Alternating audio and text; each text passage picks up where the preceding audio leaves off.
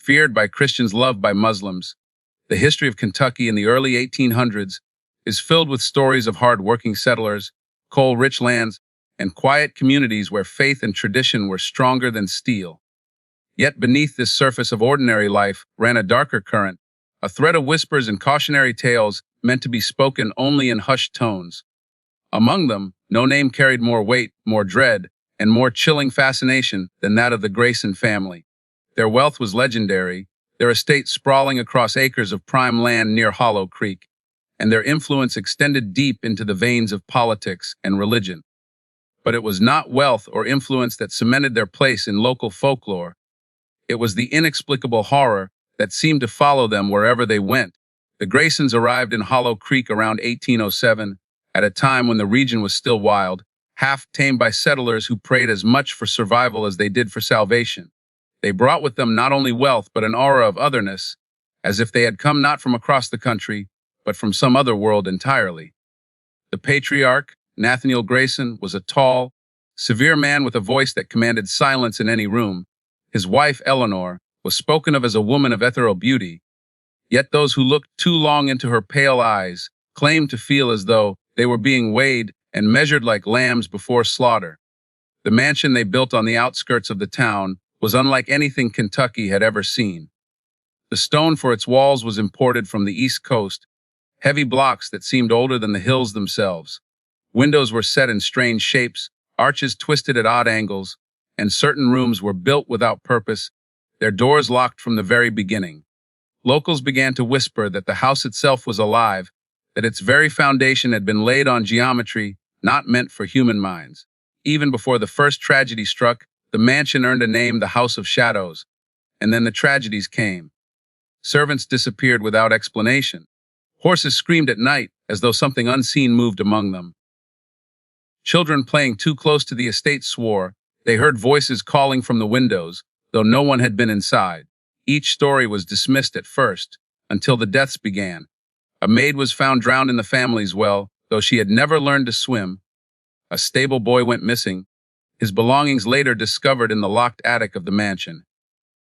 Townsfolk whispered of candlelight flickering in the upper windows long after the household had gone to bed, of chanting drifting across the hills when the wind was right. By the 1820s, the Graysons were both admired and feared. Their fortune grew as others faltered, and Nathaniel seemed untouchable in his power. But with every success came another tale of darkness. Eleanor Grayson was rarely seen in public, and when she appeared frail and ghost-like. Her beauty withered into something unearthly. She was said to wander the mansion's halls at night in a black gown, carrying a single candle, and whispering to the portraits of her dead ancestors. The Grayson children fared no better. Some never reached adulthood, vanishing before their 16th birthdays. Others grew into men and women of cold demeanor, marrying into other families only to spread the curse further. The town of Hollow Creek divided itself around the family. Some believed the Graysons had made a pact with powers not of God, trading blood for riches. Others said it was merely madness running deep in their lineage, inherited like a disease. Yet even the most skeptical avoided their estate after sundown, for too many had returned with stories of shadowed figures moving behind the windows or the sound of chains rattling deep underground. As the years stretched on, the Graysons' fortune began to rot. Their lands were still vast, but strange fires consumed their crops, livestock turned up mutilated, and whispers of occult gatherings beneath the mansion spread like wildfire. Nathaniel grew more reclusive, his journals filled with ravings about the old blood and the chains that must never break. When he died, his funeral was attended by the whole town, not out of respect but out of fear. Fear that if they did not pay witness, his spirit would walk among them. But the death of Nathaniel did not end the curse. If anything, it seemed to strengthen it. More hairs vanished. Servants fled in the dead of night, refusing to speak of what they had seen. By the mid-1800s, the Grayson estate stood half abandoned, its walls cracked, its windows shattered. Yet the locals swore lights still flickered inside, and the sound of chanting still carried across Hollow Creek when the moon was full. What remained of the family dwindled until their bloodline was little more than a ghost story told to frighten children. Yet the mansion remained, its walls blackened with age, its doors still locked to outsiders. And though the world moved on, the legend never died. Generations of Hollow Creek residents carried it forward, each telling darker than the last. For the Graysons were not just another wealthy family swallowed by time. They were a bloodline bound by something unnatural, something that still lingered in the bones of their home. And so the story begins, not with their arrival, nor their downfall, but with the whispers that still echo in Hollow Creek to this day. The tale of a family cursed, a mansion that breathes, and a history written in shadows and blood. The year was 1807, when the first whispers of the Grayson family began to ripple through the valleys of Hollow Creek. At that time, Kentucky was still a place of rugged hills and untamed forests, where settlers carved out their lives with calloused hands and whispered prayers. The arrival of the Graysons was no ordinary event. It was a spectacle, an intrusion into the simple rhythm of rural life, and one that many would later say marked the beginning of Hollow Creek's darkest chapter. Nathaniel Grayson arrived with his wife Eleanor and 3 children, along with a retinue of servants whose accents and mannerisms suggested they had traveled far beyond Kentucky's borders. They did not arrive in wagons like most families, but in carriages, heavy and black, drawn by horses the likes of which the townsfolk had never seen. Towering coal, dark beasts with eyes that glimmered oddly in the sunlight. The family's wealth was obvious from the start, yet what struck the townsfolk most was not their finery, but the aura that clung to them like mist. Nathaniel was a tall, severe man whose presence filled a room before he spoke a word. His eyes were cold, his voice deliberate, and when he walked through the dirt streets of Hollow Creek to survey the land he had purchased, silence followed him like a shadow. Beside him walked Eleanor, a woman so pale and striking that some whispered she looked more like a statue than flesh. Her eyes, strange, silvery things, never seemed to focus on the world around her, but instead gazed past people, as if measuring their worth against some invisible standard. Their children were quiet, obedient, and unnervingly still, watching everything with a calmness unnatural for their ages. Within weeks of their arrival, construction began on the Grayson estate. The townsfolk had expected a large house, perhaps even a manor, but what rose from the earth on the edge of Hollow Creek was something far beyond their imagination. The mansion was built from massive stone blocks, shipped from the East Coast, each one hewn with a precision that seemed unnatural. The architecture itself was unsettling. Windows were cut in odd shapes, hallways twisted at strange angles, and certain sections of the house seemed to serve no purpose at all. Rooms without entrances were rumored to exist, sealed during construction. Local workers who were hired to assist told of doors being locked before the family had even moved in, of walls inscribed with symbols that made their skin crawl. It was not long before the people of Hollow Creek began to call it the House of Shadows. At night, candlelight flickered in windows where no one should have been, and the air around the mansion felt colder than anywhere else in the valley. Horses pulling carts along the nearby road often refused to pass without force, and hunters in the surrounding woods spoke of hearing whispers carried on the wind, voices that did not belong to any living soul. Despite this, the Graysons made their presence known in the community. Nathaniel purchased vast tracts of land, quickly becoming one of the wealthiest men in the region. He employed local men to work his farms, though many did not last long in his service, leaving without explanation. Those who did speak told of a strange silence that pervaded the mansion, as if the house itself listened, and of the family's peculiar habits, rituals that took place at midnight, locked gatherings in the cellar, and Eleanor's solitary walks through the halls, whispering to portraits of ancestors no one else could recognize. It was during one such night that the first tragedy occurred. A servant girl, barely 16, was found drowned in the family's well. Though the death was ruled an accident, whispers spread quickly. She had been terrified in the days before her passing, insisting she heard footsteps behind her at night, though no one was there. Some claimed she had been seen speaking to Eleanor in hushed tones, her eyes wide with fear. After her death, other servants began to leave in the night, abandoning their posts without collecting wages. Nathaniel replaced them without hesitation, bringing in new faces from distant towns, but the pattern continued. The house seemed to consume those who entered it. The townsfolk, wary but fascinated, watched from afar. Some admired Nathaniel's power and wealth, envying the way his influence grew as quickly as his fortune. Others whispered of darker truths, that the Graysons' success was not earned but bargained, that their prosperity came at the cost of something unspeakable. Preachers warned their congregations against the dangers of pride and sin, though even they could not help but cast uneasy glances toward the mansion on the hill. The children, too, became the subject of town gossip. They were rarely seen playing with others, kept instead within the walls of the estate. When they did appear in town, they carried themselves with the same coldness as their parents, speaking little and smiling even less. One boy who dared mock the eldest Grayson child was later found unconscious in the woods, his face pale and his body trembling as if struck by fever. He never recovered fully, his family claiming he woke screaming in the night for months afterward, babbling about shadows that whispered his name. By the time the mansion was completed, Hollow Creek was already divided. Some believed the Graysons were cursed, their presence a blight on the land.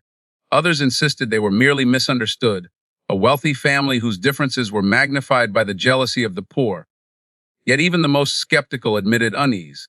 For at night, when the moon was full and the wind swept down the valley, strange sounds could be heard from the mansion, low chanting, the toll of a bell no one could see, and once, a scream so sharp it echoed for miles. Still, Nathaniel's power grew. He began hosting gatherings, inviting only a select few from the town, always men of influence, never common laborers.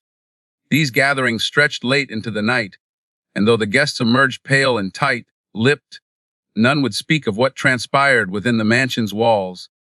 Some of those men later vanished from Hollow Creek altogether, their properties quietly purchased by Nathaniel in the weeks that followed. By the end of that first year, the name Grayson was known by every soul in Hollow Creek. Admired, feared, envied, and avoided, the family stood apart, both central to the town's life and utterly removed from it. And though the mansion gleamed new and strong, its walls fresh and unblemished, the people already called it cursed. For they sensed what history would prove, that the arrival of the Graysons had not brought prosperity to Hollow Creek. It had brought a shadow that would never leave. By the spring of 1808, Hollow Creek had settled uneasily into the presence of the Grayson family. The mansion, looming high on the hill, had already become more than a house. It was a symbol. Its shadow stretched across the valley both literally and figuratively, a reminder of the Graysons' wealth, power, and the questions no one dared ask.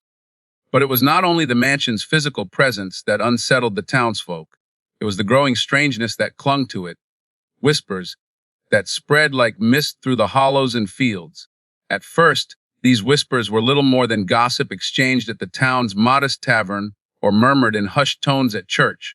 People spoke of lights that flickered in the mansion at unnatural hours, of voices carried on the night air.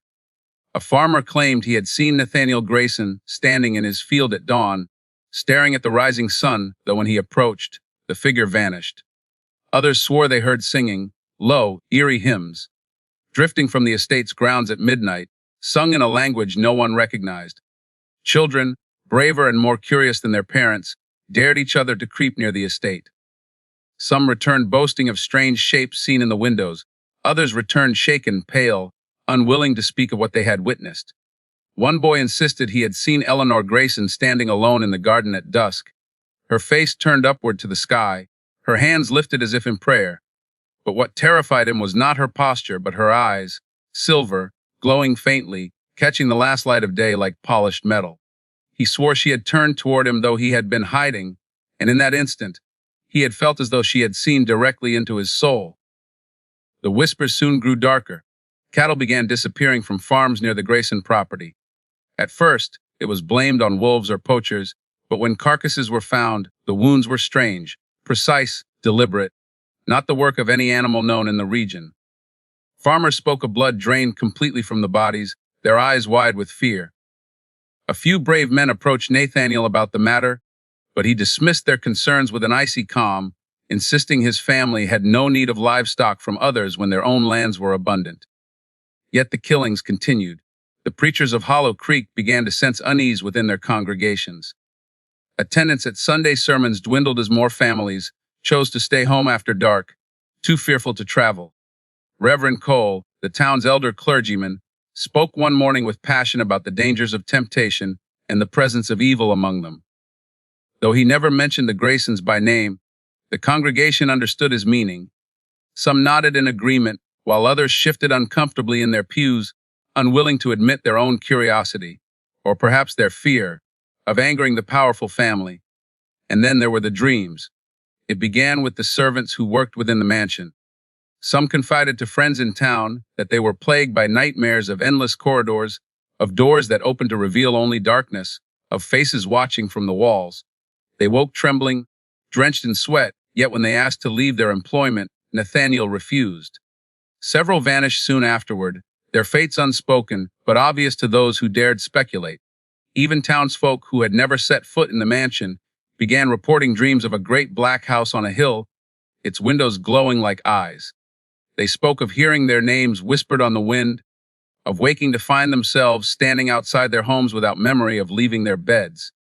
Hollow Creek was changing. Where once the community had been bound by trust and shared labor, suspicion began to fester. Neighbors looked at one another with unease, wondering who might have ties to the Graysons. Some families left altogether, abandoning farms that had been in their families for generations. Others stayed, bound by necessity, but their voices grew quieter, their laughter rarer. The Grayson children, too, began to unsettle the town further. No longer content to remain within the mansion, they appeared more frequently in Hollow Creek. They wandered the town's dirt streets with a strange detachment, their pale faces and quiet eyes drawing nervous glances. They rarely spoke, and when they did, their words seemed rehearsed, almost unnatural. One of the daughters, only 12 years old, approached the blacksmith's wife one afternoon and told her, with a calm certainty, that her unborn child would not survive the winter. The woman, horrified, tried to dismiss it as childish cruelty, yet the prediction came true. The more the whisper spread, the more Hollow Creek began to feel as though it were suffocating under an unseen weight. Families prayed louder, but their prayers seemed to go unanswered. Men carried weapons even in daylight. And still, the Graysons thrived. Nathaniel's lands grew, his influence spread, and his wealth multiplied.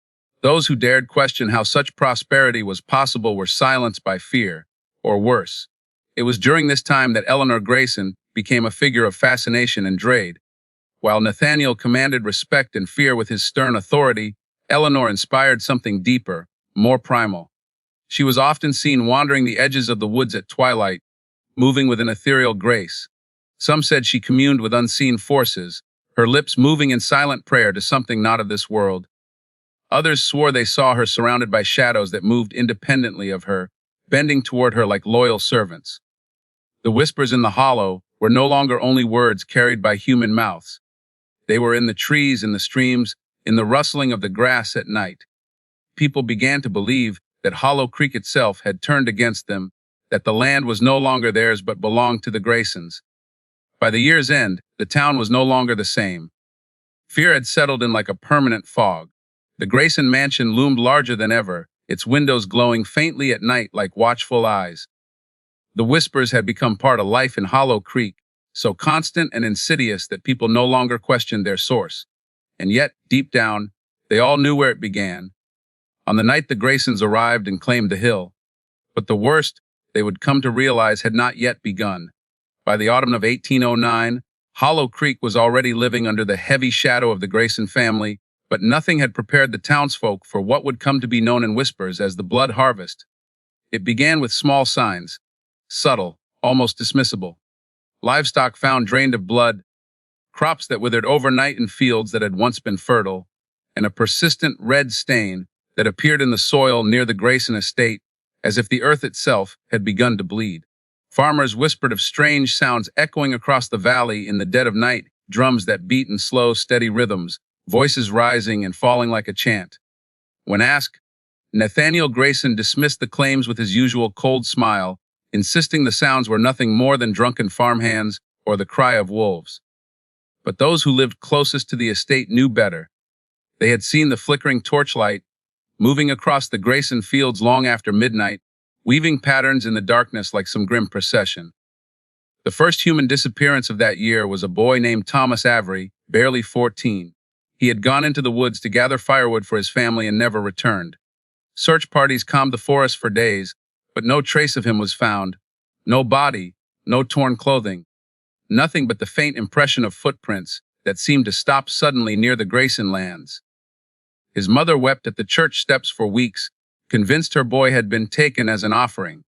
Reverend Cole tried to console her, but his voice trembled when he spoke, for even he had begun to suspect the Graysons' hands in the matter.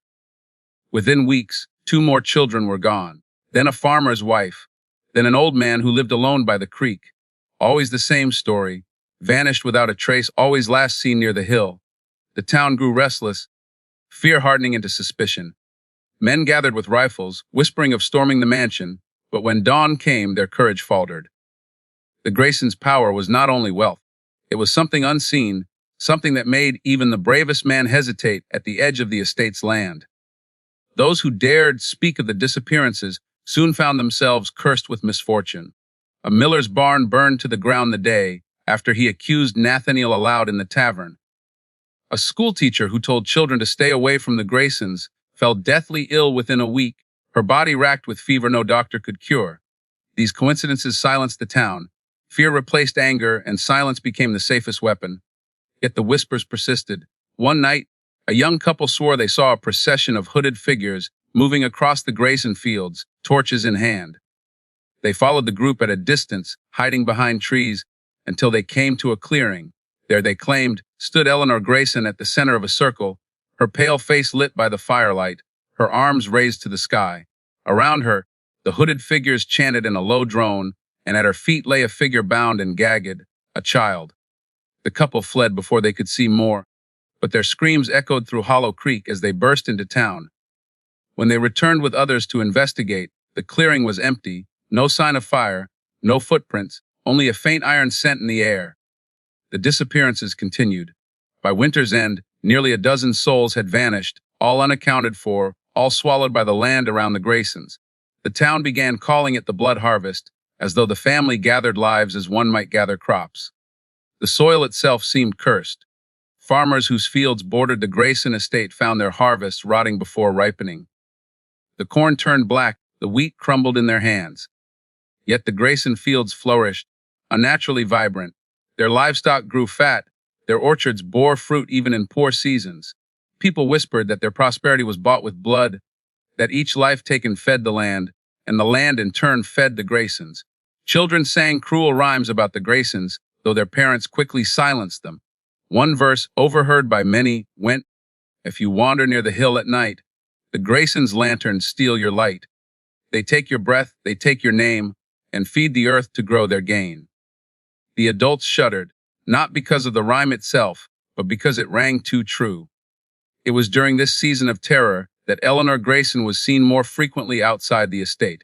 She visited families under the guise of charity, offering food, blankets, and supplies.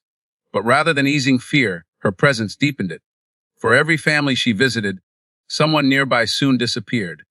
Some wondered if her visits marked those to be taken, her offerings nothing more than tokens before the harvest.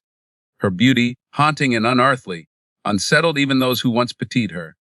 Women clutched their children closer, men avoided her gaze, but none dared turn her away outright. Reverend Cole, wary and trembling, finally stood before his dwindling congregation and spoke words that chilled the air. "We are not fighting flesh and blood, but something darker. The Graysons have bound themselves to an ancient evil, and our silence makes us complicit." His warning stirred hearts for a brief moment, but when no one acted, despair settled deeper. Hollow Creek had become a place where prayer felt hollow, where faith was no longer enough to keep the shadows at bay. By the year's end, the tally of vanished stood at 15. 15 souls who never came home, whose names were whispered in fear but never spoken too loudly. Families locked their doors, children were forbidden to wander, and yet, deep in the night, the whispers always returned. The low chants, the flicker of torches, the faint sound of weeping carried by the wind. The blood harvest had only begun, and though the townsfolk clung to hope that it might end, some part of them knew it would continue. Year after year, life after life, until the Graysons' hunger, or whatever dark hunger they served, was finally satisfied. But hunger, as the people of Hollow Creek would learn, is never satisfied. The year was 1811 when the whispers about the Graysons began to take on a sharper, more dreadful shape. For years the disappearances had gnawed at Hollow Creek like a sickness, but now the sickness had a name, a form, and perhaps even a history older than the town itself. The truth came slowly, in fragments, pieced together from the oldest journals, travelers' tales, and the fevered confessions of those too frightened to keep silent. It was Reverend Cole who stumbled upon the first undeniable evidence.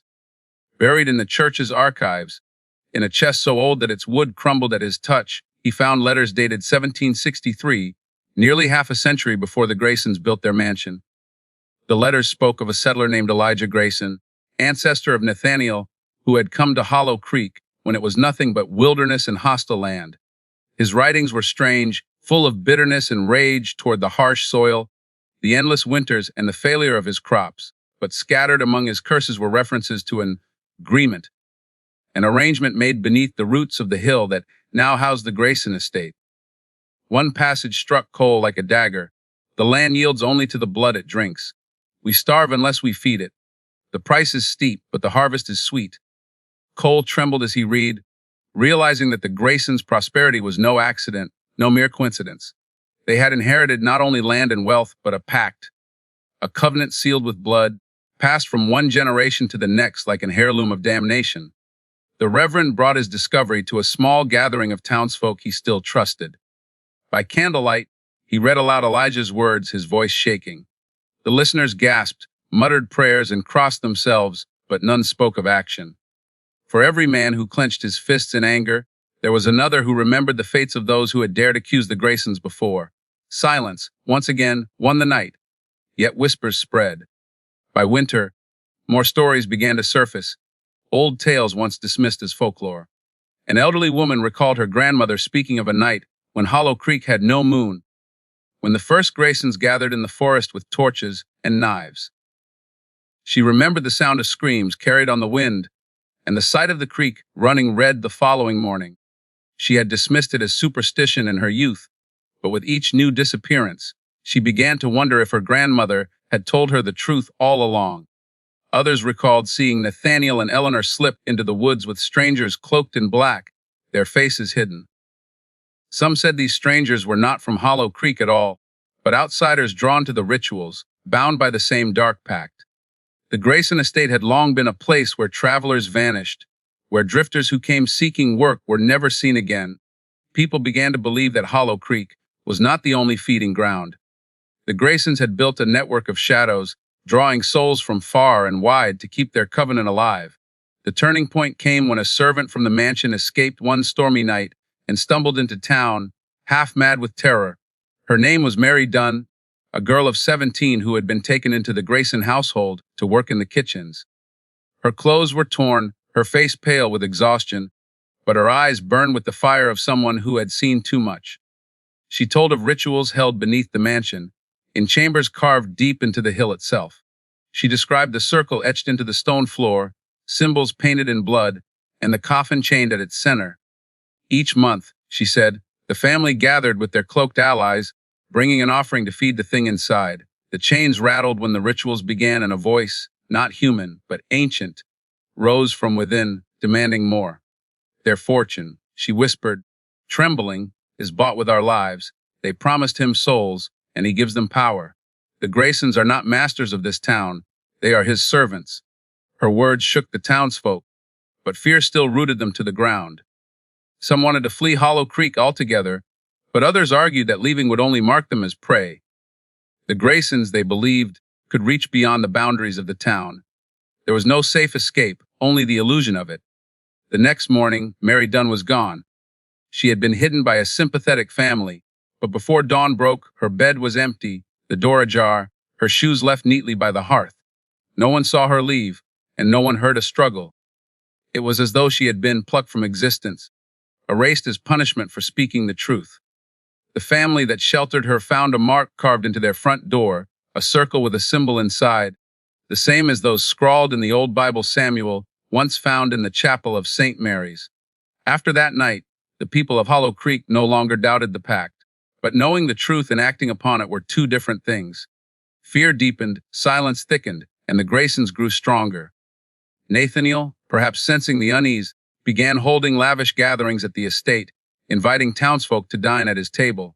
Wine flowed, music played, and laughter filled the halls, but beneath it all lay an unspoken threat.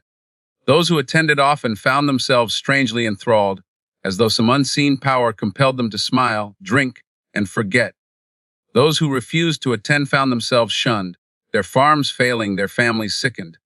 The Graysons had turned hospitality into a weapon, binding Hollow Creek not just with terror but with seduction. Eleanor, meanwhile, became a figure of fascination. She walked the streets with an otherworldly grace, her pale skin glowing against the black mourning clothes she always wore. Some said she never aged, that her beauty remained untouched by time. Children who looked into her eyes swore they saw shadows moving within them, like something alive behind glass. Women avoided her, men whispered about her, but no one dared confront her. The town's oldest families, once proud and independent, found themselves indebted to the Graysons, either through coin or through fear. The pact, once hidden in whispers, was now the invisible chain binding them all. And though no one spoke of rebellion, a sense of doom settled over Hollow Creek. It was no longer a question of if the Graysons' hunger would consume them, but when. By year's end, the tally of the vanished had grown again. 32 souls gone in less than a decade, 32 names erased, their absence explained away by accident, by misfortune, by the lies the town told itself to sleep at night. But beneath those lies, the truth pulsed like a wound that would never heal. Hollow Creek was bleeding, and the Graysons were holding the knife. And somewhere beneath the mansion, in the cold stone chamber, the coffin rattled against its chains, waiting for the day when the pact would no longer require offerings, because the thing inside would be free to claim them all. The winter of 1814 brought with it a silence that felt heavier than snow. Hollow Creek lay frozen, the river choked with ice, and yet the mansion on the hill seemed untouched by the season's cruelty. Smoke poured steadily from its chimneys, light flickered through its tall windows, and laughter, strange, echoing laughter, spilled across the fields when the rest of the town lay shivering in darkness. It was during this winter that the town first began to notice the children of the Grayson bloodline. Nathaniel and Eleanor's hairs had always been kept hidden, sheltered away behind stone walls and iron gates. The townsfolk knew only scraps, fleeting glimpses of pale faces peering from carriage windows, the distant sound of youthful laughter drifting across the grounds, the sight of small figures darting through the gardens before being pulled back inside by unseen hands. Curiosity had grown with each passing year, and so had unease, for though the years moved forward, no one in Hollow Creek could say with certainty how many Grayson children there truly were. Then, in the dead of January, a rumor spread like wildfire. A servant who had once polished the floors of the mansion swore that there were 5 children, 3 boys and 2 girls, each born in secret, each raised within the mansion's walls as though the outside world did not exist. They were dressed in fine clothes, taught by tutors who spoke in strange tongues, and forbidden ever to speak to the household staff. Their meals were taken in silence, their games conducted only in shadows. But what unsettled the servant most was their eyes, black as polished obsidian, too dark for children, too knowing. By the following spring, 2 of those children were gone. No explanation was given. The windows that had once revealed faint outlines of small faces now remained empty, the curtains drawn tight. When one of the town's braver souls asked Nathaniel about his missing hairs, he only smiled thinly and replied that children, like flowers, often wither before they bloom. His words chilled those who heard them, though none dared press further. In 1817, the Grayson family announced a celebration, the first in years. Townsfolk were invited to the estate for a grand feast. Many accepted, driven by both fear and fascination, and those who attended claimed to have seen the heirs again. 4 children this time, 2 boys and 2 girls, paraded before the guests like porcelain dolls. They did not speak, did not smile, and seemed almost frightened of the company. Their movements were rigid, their expressions blank, as though some invisible force commanded their every gesture. By the end of the night, the guests whispered that the children were not children at all, but hollow vessels emptied of innocence. Months later, only 1 boy remained. The disappearances were always subtle, always unspoken. The Graysons never acknowledged them, and the townsfolk never dared question too loudly. But the pattern became impossible to ignore. Children appeared for a time, and then they vanished, their existence erased as though they had never been. Some believed the children were sacrificed in the rituals whispered about in Mary Dunn's tale. Others thought they were offered to the coffin beneath the house, each disappearance another payment to the force chained in stone. The truth, if there was truth to be found, surfaced in fragments once more, this time through the journal of a tutor who served briefly in the Grayson household. The man's writings were discovered years later, buried beneath floorboards in his abandoned home. In them, he described his horror at teaching the Grayson children, who seemed not to age as normal children did. He had instructed one girl for 3 years, yet she never appeared to grow older, her face unchanged, her voice never deepening into maturity. It was as though time itself recoiled from them. More disturbing still were his accounts of the midnight lessons. Nathaniel demanded that the children learn not Latin or mathematics alone, but incantations, phrases in a language the tutor could not identify, words that twisted his tongue and made the candles flicker when spoken aloud. The children recited them in unison, their voices blending into something inhuman, something hollow. He wrote of a night when Eleanor stood behind them, her hand upon the youngest boy's shoulder, her lips moving in silent prayer as the boy's eyes rolled back into his head. The tutor fled the mansion the next morning, never to return, convinced he had been witness to the undoing of innocent souls. By 1820, the last child was gone. Hollow Creek was buzzing with rumors, and though fear silenced many tongues, the truth could not be completely buried. Some said the children were buried beneath the mansion, their blood feeding the land as Elijah Grayson once described. Others whispered that they had been locked away in the stone coffin itself, their bodies devoured by the entity within, leaving nothing but echoes of their voices in the night. Still others claimed to see them wandering the woods near the estate, pale and thin, their eyes gleaming in the moonlight as though lit from within. Farmers swore they saw a girl in white standing among the trees, watching silently before vanishing into the mist. A hunter, returning home one evening, told of a boy crouched at the edge of the creek, his reflection rippling in the black water though the surface itself was still. These sightings became part of the local folklore. Ghost children, cursed hares, restless souls bound forever to the pact their bloodline had sealed. Nathaniel and Eleanor never spoke of their vanished children, never acknowledged their absence, and never betrayed an ounce of grief. Their composure only deepened the fear that they had not lost their children, but given them away willingly.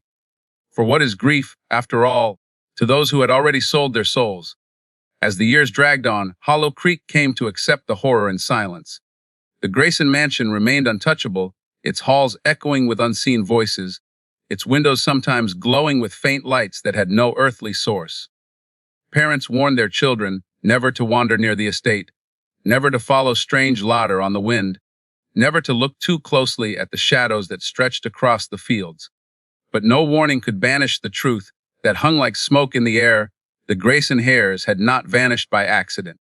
They had been taken, one by one, claimed by the very darkness that gave their family its power. Their innocence had been the price, their lives the offering, their blood the foundation upon which the Graysons built their empire of dread. And somewhere beneath the earth, chained in stone, the coffin rattled with satisfaction. For years, the coffin had been only a whisper beneath the mansion, its existence known to few and believed by fewer. It lay in the lowest chamber of the Grayson estate, past corridors of crumbling stone and staircases slick with damp, in a vault that had no windows and no doors save for a single iron gate. The walls switted with moisture, the air clung thick with mildew, and the silence, there was not the silence of emptiness, but the silence of something sleeping, something waiting. At first, no one dared go near it. The Graysons themselves treated the chamber with a reverence bordering on fear. Even Nathaniel, who had faced men with pistols and claimed dominion over Hollow Creek, would not enter the vault without a lantern and a prayer muttered under his breath. Eleanor never went at all, though she often lingered on the stairwell above, her ear tilted toward the stone as though listening for a heartbeat. The servants whispered of chains coiling around the coffin, thick as a man's wrist, each link forged with sigils they could not recognize, glowing faintly when the lantern light struck them. No one knew what was inside. Some believed it held the bones of Elijah Grayson, the family's patriarch, but others, those who had seen the way the chains shifted when no one touched them, swore it held something still alive. The first stirring came in the autumn of 1825. It was a year marked by famine in Hollow Creek, the harvest withering before it ever ripened. Families starved, children grew gaunt, and the town's once bustling market fell quiet. Yet while the people of Hollow Creek suffered, the Graysons prospered. Their cellars were full, their cattle fat, their tables overflowing. This disparity did not go unnoticed, and bitter suspicion spread, though none dared confront the family outright. It was during this season of despair that the coffin gave its first groan. A servant boy, tasked with fetching wine from the lower cellars, returned pale and shaking. He claimed he had heard a grinding sound beneath his feet, as though stone was dragging against stone. He swore the chains had rattled of their own accord, and worse still, he had heard something like breathing, labored wet, and impossibly deep. Nathaniel dismissed him with a sneer, but that night the boy fled Hollow Creek, leaving behind only his shoes at the riverbank. Some said he drowned, others that he was taken. All agreed the timing was no coincidence. In the weeks that followed, the disturbances grew more frequent. The servants refused to descend into the lower vaults, claiming they could feel vibrations through the floorboards, like the beating of a distant drum. The sound was faint but rhythmic, and it seemed to align with the tolling of the chapel bells at midnight. When the bells rang, the coffin stirred, and with each stirring the chains grew weaker. Cracks appeared along their surface, and in the dark, a low pulse of red light seeped from the sigils, like embers of a dying fire refusing to be extinguished. Eleanor, more than anyone, became obsessed. Her nights were spent standing at the threshold of the stairwell, listening, waiting. She claimed the whispers from the coffin spoke to her, that they carried promises of power, of longevity, of a beauty unmarred by time. Her maid overheard her murmuring in reply, her voice soft and coaxing, as though she were comforting a child. When asked whom she spoke to, Eleanor simply smiled, her lips curling like a woman guarding a secret she cherished too deeply to share. The lady in black began to appear more frequently during this time, always at dusk, always drifting near the boundaries of the estate. Witnesses noticed she lingered longest near the eastern wing, where the stairwell to the vault descended. It was as though she were drawn to the coffin, tethered to it by invisible threads. Some swore that on stormy nights she vanished altogether, only to be glimpsed later within the house itself, pacing the corridors, her veil brushing the walls. The connection between her and whatever slept below could no longer be denied. It was Reverend Worthington's successor, a younger and far more reckless priest, who dared confront Nathaniel directly. He stormed into the mansion one winter's night, demanding to know what foulness lay beneath their foundations. His voice echoed in the great hall, trembling with fury and fear alike. Nathaniel listened in silence, his face pale but unyielding. Then, without a word, he led the priest down the stairwell. No one saw the priest again, but 3 days later, his Bible was found on the church altar, its pages soaked through with something dark and thick that was not ink. By spring, Hollow Creek itself began to feel the coffin's unrest. Livestock were found mutilated in their pens, their carcasses arranged in spirals that mimicked the sigils on the chains. The river that ran past the Grayson estate turned sour, its waters darkening, its fish floating belly up. Children woke screaming in the night, claiming they saw eyes beneath their beds, red and glistening, eyes that blinked in unison with the distant tolling of the chapel bells. And still, the Graysons prospered, untouched by the rot spreading through the town. It was during this time that one servant, half mad with fear, confessed what he had seen when he dared look through the iron bars into the vault. He claimed the coffin lid was no longer sealed shut. It had shifted slightly, enough for a gap to appear, through which something like smoke seeped. But it was no ordinary smoke. It writhed and curled as though alive, and it carried with it a stench so foul it made him retch where he stood. Worse still, he swore he saw a hand, pale, slender, and tipped with blackened nails, pressing against the inside of the lid, straining against the chains that bound it. The Graysons forbade any mention of the vault thereafter. But silence could not stop what was waking. With each season the stirrings grew louder, the chains groaned, and the presence within pressed harder against its prison. By the summer of 1826, even visitors to Hollow Creek claimed to feel it. Travelers described a heaviness in the air as they passed the estate, a sense that the earth itself was pulsing, alive with something vast and unspeakable beneath its surface. One visitor, a scholar of the occult, left the town in terror, muttering only 3 words as he fled, "It is hungry." And always, when the coffin stirred, the lady in black appeared, her veiled head tilted as though listening to a lullaby only she could hear.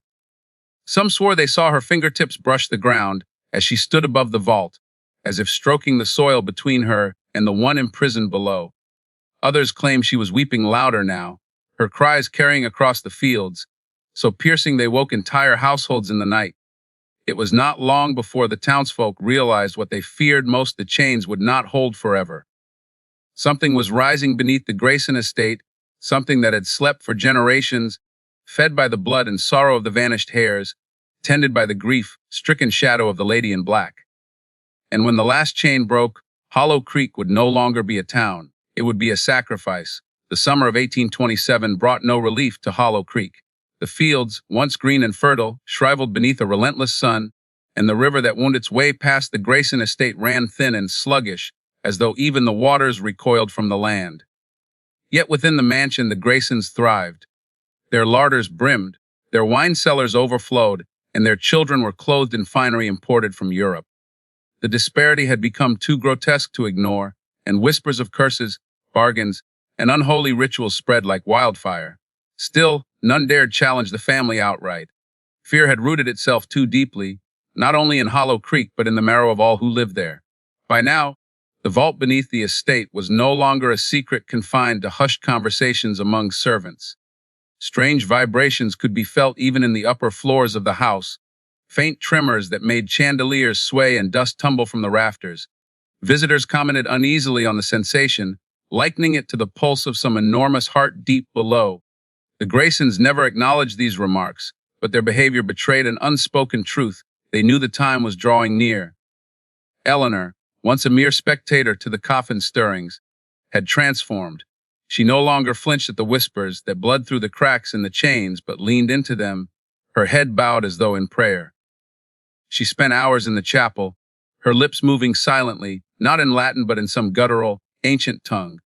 At night, she paced the corridors with a lantern, her reflection flickering across the mansion's tall windows. Servants whispered that she no longer slept at all, that her eyes glowed faintly in the candlelight like embers smoldering in ash. Nathaniel, though outwardly stoic, was no less changed. He hosted fewer gatherings, preferring to shut himself in the library, where arcane tomes lay spread across the table. Pages filled with symbols and diagrams stained his fingers with ink. Once, a visitor caught sight of a parchment where Nathaniel had sketched the coffin's chains and drawn arrows pointing to their weaknesses. Only two remain. The note beneath it read, the words underlined 3 times. The lady in black appeared more often now, not just at dusk but in broad daylight. Farmers working their fields swore they saw her standing at the edge of the woods, her veil fluttering in the still air, her form unwavering even under the harsh light of noon. Her presence no longer carried only sorrow, it carried anticipation, as though she too awaited the inevitable breaking. The townsfolk prayed in their homes, locking doors and windows at night, but prayer seemed hollow, a thin veil against the encroaching dread. The first chain broke on the night of the midsummer solstice. It began with a sound unlike anything human ears were meant to hear, a screech that was part metal, part bone, part something far older. The walls of the mansion shook, glasses shattered in their cupboards, and the bells of the chapel rang without human hands to strike them. Those who dared look out their windows saw the lady in black standing on the Grayson lawn, her arms outstretched toward the earth, her veil lifting as though in a wind that touched nothing else. In the vault, the coffin pulsed with red light. The sigils once etched into the chains flared, and then guttered out like dying stars. The links snapped one by one until a single chain remained, binding the lid in place. From the gap beneath it oozed a thick, black vapor, rolling across the stone floor like spilled ink. It carried a smell so overpowering that those who entered the chamber afterward claimed it clung to their skin for days, a stench of decay and fire. The servants refused to return below after that night. Many fled altogether, abandoning the estate with nothing but the clothes on their backs. Hollow Creek's taverns, filled with tales of shadows moving inside the mansion, of voices echoing across the fields, when no one stood there to speak them. More disturbing still were the disappearances. Within weeks, 5 townsfolk had vanished. 2 children, a miller and a young couple. Their homes were found abandoned, meals half eaten on the table, candles still burning. On each doorstep, someone had etched a crude symbol that matched the sigils once glowing on the coffin chains. Eleanor seemed only emboldened by this. He grows stronger. She whispered one evening to Nathaniel as they stood on the balcony, the setting sun staining the sky blood red. Every offering brings him closer. Nathaniel did not reply, but his grip on the railing whitened his knuckles. For all his obsession with control, his face betrayed the faint tremor of fear. The final chain, however, did not yield easily. It groaned and strained, glowing with a fierce light as though it resisted the will pressing against it. Each midnight, the coffin shuddered violently, its lid rattling, the sound reverberating through the house and into the very soil of Hollow Creek. Those who slept heard it in their dreams, waking with cold sweat on their foreheads. Children cried of nightmares, where a figure cloaked in smoke beckoned them toward the mansion gates, whispering promises of eternal life in a voice that was both male and female, both tender and monstrous. The town, once wary but passive, began to fracture under the weight of terror. Some called for the Graysons to be driven out, for the mansion to be burned. Others insisted it was too late, that to oppose them would bring the wrath of whatever lay beneath. Factions formed, neighbors turned on one another, and suspicion ran rampant. Hollow Creek was no longer a community, it was a collection of trembling souls awaiting their fate. One night, a thunderstorm broke over the valley. Lightning forked across the sky, illuminating the mansion's silhouette against the hills. Inside, Nathaniel gathered what few servants remained in the grand hall. His voice carried an authority that silenced even the howling wind outside. "The chain will not hold much longer," he declared. "When it breaks, you will see him. You will not turn away. You will not pray. You will witness." The words chilled the blood of all who heard them. Witness what? None dared ask aloud. But deep within the vault, as the storm raged above, the coffin trembled with such force that the very stones shifted. Dust fell in sheets. The air grew heavy with that same black vapor, and the last chain screamed against its straining links. Those who pressed their ears to the floor swore they heard a voice now, deep, resonant, not in any human language, but in a rhythm that spoke to something primal, something buried in the marrow of their bones. The Graysons stood ready, their faces pale yet fervent, their eyes fixed on the floor as though waiting for it to split open. The lady in black was seen at the gates of the estate, her veil lifted at last, though none who saw her face lived long enough to describe it. Hollow Creek itself seemed to hold its breath, the storm breaking against the hills, the church bells tolling though no hands touched them. And then, as midnight struck, the final chain cracked. The sound of the last chain snapping was like thunder from beneath the earth. It did not merely echo through the mansion, it rippled outward, rolling across Hollow Creek like a shockwave. Windows rattled, doors slammed open, and livestock scattered in panic. Every soul in town felt it. Children woke screaming, the elderly clutched their chests, and even the most hardened skeptics crossed themselves, unable to deny that something had shifted in the world. Inside the mansion, the Graysons stood in the grand hall, their faces illuminated by the faint red glow rising from the floor. The air was heavy, thick with the scent of burning metal and rotting earth. Eleanor's eyes gleamed unnaturally, her lips moving in silent reverence as if in communion with whatever had just been released. Nathaniel, though stern and composed, could not hide the tremor in his hands. He had sought power, dominion, and the preservation of his family's name, but even he had not foreseen the magnitude of what they had unleashed. The coffin's lid did not burst open in spectacle, but rather shifted slowly, deliberately, as though savoring the moment. Black vapor billowed out, coiling like serpents through the vault, seeping up into the floors above. The vapor was not mist but substance, alive and purposeful. It curled around the ankles of those gathered, climbing higher with every breath. Some of the remaining servants collapsed instantly, their bodies convulsing as the blackness poured into their mouths and eyes. Their screams were short-lived, swallowed by silence. From within the coffin came a low, resonant hum. It was not a voice, not at first, more like the vibration of a massive bell deep underground. Yet it resonated in the bones of all who heard it, rattling their very souls. And then the words formed, not in English or Latin, but in a language that transcended tongues, searing itself directly into the minds of all present. "I have waited. You have fed me well. The covenant is honored." Eleanor dropped to her knees, tears streaming down her face, not of sorrow but ecstasy. "We have kept the promise," she whispered, her voice breaking with fervor. Nathaniel said nothing. His jaw clenched, his eyes fixed on the darkness that now spilled across the room. For the first time in his life, the patriarch of the Grayson family looked afraid. The thing inside the coffin did not rise in form, not yet. Instead, its presence unfurled like a shadow stretching across the valley. Outside, Hollow Creek was smothered in an unnatural darkness. The storm ceased, but the night became so black that not even lanterns pierced it. Dogs barked and then whimpered into silence. Farmers huddled with their families, hearing whispers scratch at their windows though no one stood outside. And then the disappearances began. Within days, entire families were gone. Their homes stood as though untouched, fires still smoldering in hearths, meals laid on tables, doors ajar, but no trace of the inhabitants remained. On the walls, strange sigils appeared, scrawled in what looked like dried blood. They matched the symbols once carved into the coffin's chains. Those who saw them spoke of dizziness, of hearing children's laughter echoing through empty rooms, of shadows that moved against the light. The townsfolk tried to fight back. They gathered with lanterns and pitchforks, some carrying crosses, others clutching relics they believed might hold power. A mob stormed the gates of the Grayson estate, demanding answers, demanding that the mansion be burned to the ground. But as they drew near, the lady in black appeared once more. This time she was not distant. She stood at the gates, her veil lifted, her face revealed. Those who met her gaze froze where they stood, their bodies seizing before they dropped lifeless to the earth. Those who survived fled in terror, their sanity fractured, babbling incoherently of a face both beautiful and monstrous, human and inhuman. The mansion itself seemed alive now. Windows glowed with a faint red light, as though fire burned within, though no smoke rose from the chimneys. The walls groaned like a living beast.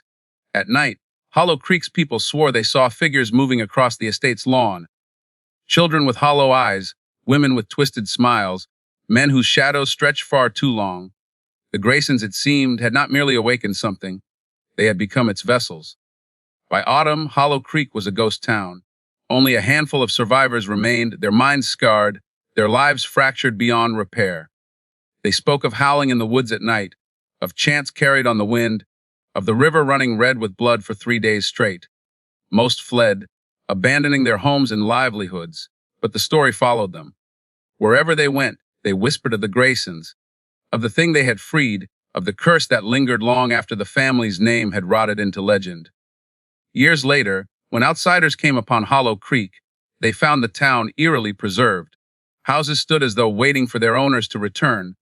Furniture was in place, food long since decayed but untouched. The church still bore the marks of clawed hands on its doors, and the Grayson mansion loomed, its windows dark, its gates rusted but standing. None dared enter, for even at a distance, the air felt heavier near the estate. Birds avoided its roof, and no vegetation grew on its grounds. Those who lingered too long at the edge of the property reported strange sensations, whispers brushing their ears, sudden drops in temperature, the sense of unseen eyes watching from the windows. Some swore they saw the lady in black pacing the balcony, her veil billowing in a wind that never touched the trees. Others claimed to hear the cries of children echoing from the halls, their voices pleading, their words lost in the distance. What lay in the vault beneath the mansion was never seen again, but the coffin, they said, was empty now. Its inhabitant no longer bound by chains, no longer confined by stone. The Graysons had unshackled something that would never rest, something that fed on fear, blood, and silence. The name Grayson faded from official records, scrubbed from church ledgers and civic documents, as though erasing it might undo the horror. But legends cannot be erased. They grow in the dark, twisting, taking new shapes with every retelling. Hollow Creek became a place of warning, a story whispered to children to keep them from wandering too far. Yet even in the retellings, one truth remained constant: the curse of the Graysons had not died. It lingered in the soil, in the stones, in the shadows that lengthened at dusk. And those who dared approach the mansion at night swore they still heard the faint rattle of chains, as though something far below stirred restlessly, waiting, always waiting, for the next family foolish enough to make a bargain in the dark. Time has a way of burying truth beneath layers of dust, rumor, and fear. But some histories refuse to rest, clawing their way out of the ground no matter how many centuries pass. The Grayson family's story was one of those histories.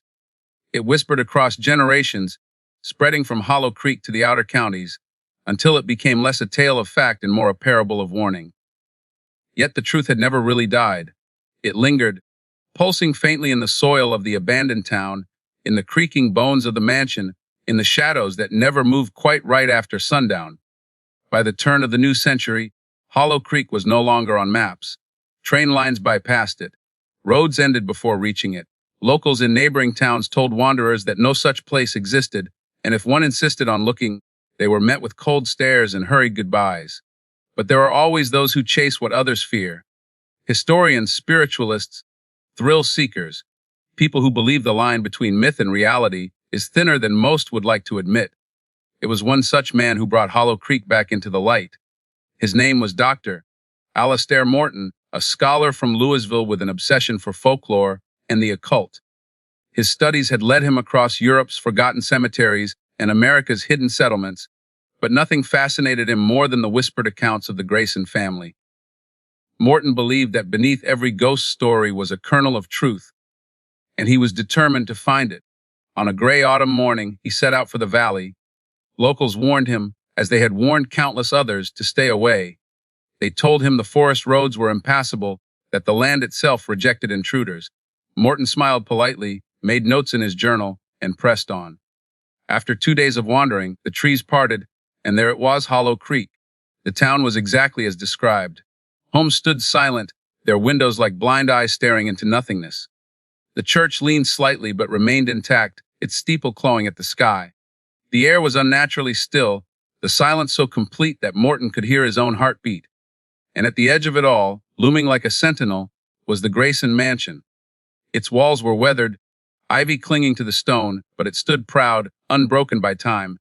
The iron gate sagged but had not fallen, and carved into the arch above them was the family's crest, tarnished but legible. Morton felt both dread and triumph. He had found what so many had only whispered about. But discovery was never enough for him. He had to know what had truly happened. The mansion's doors opened easily, though the hinges groaned like wounded beasts. Inside, dust lay thick, but the structure seemed preserved. Furniture stood where it had always been. Portraits of stern-faced ancestors still lined the walls, their eyes following intruders with unnerving precision. In the grand hall, Morton paused. The air was colder there, his breath visible despite the season. The silence deepened until it pressed against his eardrums like water. And then he heard it, the faint rattle of chains from beneath his feet. Driven by equal parts fear and fascination, Morton searched the lower levels of the mansion until he found the stone stairwell that led down into the vault. His lantern flickered violently as he descended, shadows leaping along the walls like living things. At the bottom, he found it, the great stone chamber described in scattered diaries and hushed retellings.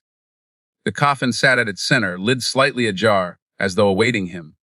Morton approached cautiously, his journal clutched in one hand, lantern in the other. Strange symbols were carved into the stone floor, faint but still visible, like scars in the earth. The air was thick, heavy with a scent he could not place. Something metallic, something sweet, something foul all at once. He leaned forward, daring to peer into the coffin. It was empty, at least. That's what he told himself in that first second of silence. The bottom of the coffin was dark, impossibly so, as though it held not emptiness, but an opening into a deeper void. His lantern's flame bent unnaturally, drawn toward the blackness. And then he heard it again, the low hum, the sound that had once shaken the very bones of the Grayson family. Morton stumbled back, dropping his journal. The hum rose, forming into words not spoken aloud but etched into his skull. You are late, but still you are mine. The lantern shattered. Darkness consumed the chamber. Outside, the mansion groaned.